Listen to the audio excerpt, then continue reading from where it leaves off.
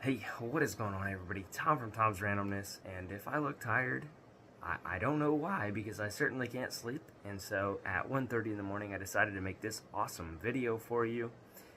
This video is going to be about your local coin store bargain bins.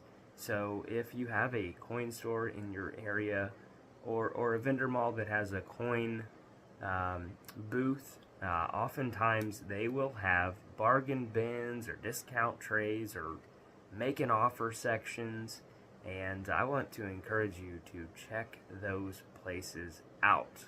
At my local coin store, they actually have a bargain bin, and then they also have two little buckets. I'll call them buckets, they're really like Tupperware, where they put like whatever in them. Typically it's like mint sets, proof sets, and things that they get in I guess a massive quantity, or it'll be a proof set that somebody ripped or tore some of the paper on, or something. Any reason that it wouldn't go out in the showcase, they will put it in there, and sometimes it'll be for a super awesome discount. Sometimes it'll have a red line through it and have a couple markdowns.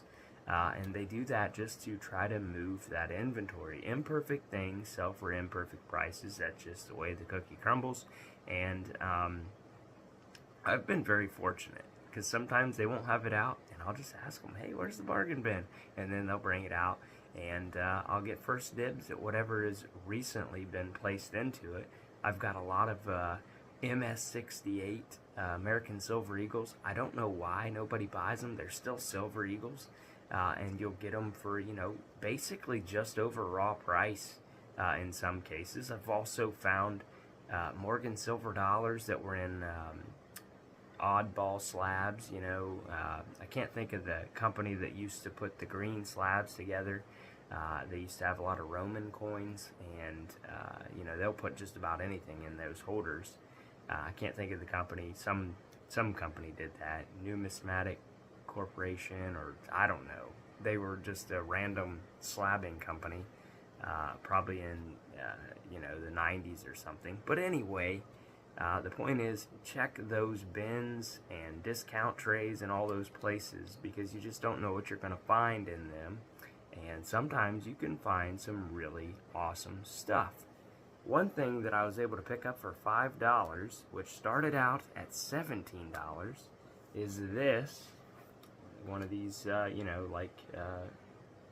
a bunch of companies out there that sell, and CoinHelpU's made a couple videos on some of them different types of vendors that they're mail vendors, or they're as seen on TV, coin dealers, and they'll put together these neat, I call it Numis Media, I don't know what you call it, but I really like this stuff, and I've got an incredible one made by the United States Mint that I'm going to showcase in a video in the near future.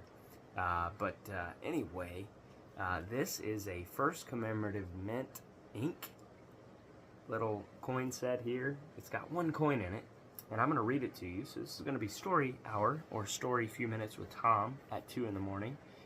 The first New York penny. Interesting verbiage there, because in the United States we have cents, not pennies. Prior to the American Revolution and the 1776 Declaration of Independence, New York City was in British hands, but it still retained much of its Dutch influence from the 1600s, when it was a Dutch colony. A little bit of history.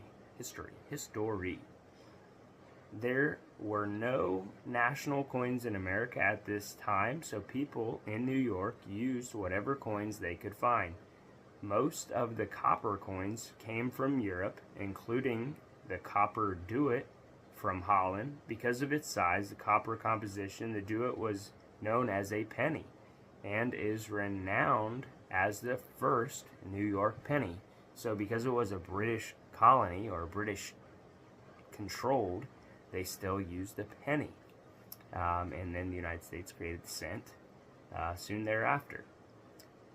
The copper duet was struck between 1726 and 1794 at several different locations in Holland. It was issued by the Dutch East India Company, which was one of the world's largest businesses in the 1700s, and owned extensive commercial ventures in India and Southeast Asia. The duat was a way to control commerce in its company stores and company towns overseas. The initials VOC on one side of the coin stand for Dutch East India Company. The other side of the coin shows a coat of arms of the Dutch province where the coin was struck. In 1609, brief history of New York City. In 1609, English explorer Henry Hudson, Hudson Bay Trading Company, discovered Manhattan. In 1624, the Dutch built the first permanent settlement known as New Amsterdam. 1626, the Dutch buy Manhattan from Native Americans for $24, or 9,600 ducats, 9,600 pennies. In 1664, the English conquer Manhattan and rename it New York. In 1776, the Declaration of Independence was signed. In 1783, the last British forces leave the city. 1785 to 1790, the capital of the United States was built. In 1789, George Washington was inaugurated the first president at Federal Hall. And here is the coin. It's rough. You're never going to be able to see it in a million years, but Google it. Google a copper duat. And yeah, unfortunately, I'll just have to put in some pictures so you can see it. This coin is absolutely rough. I'm going to say it's 1790. No idea.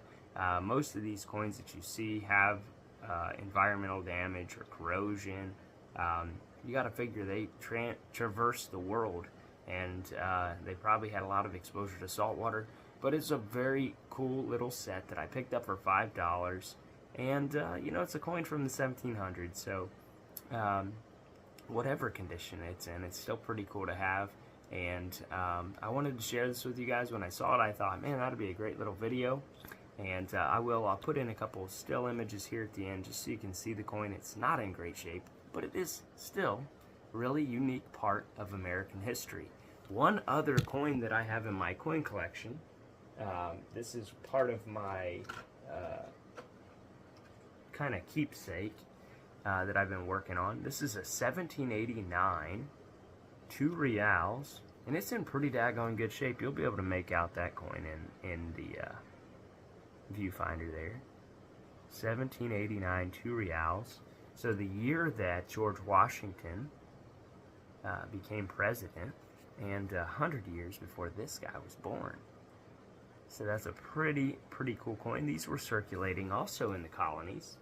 And yeah, so let me know in the comment section down below what you think about this video. If you like this kind of stuff, be sure you hit that like button. And if you're not yet, what are you waiting for? Be sure you're subscribed, because we're going to be giving away an awesome treasure chest. It's got gold in it, it's got a bunch of silver in it, it's got a coin older than both of those two coins in it. So you don't want to miss out on that. Good luck, God bless, and I'll see you all in the next one.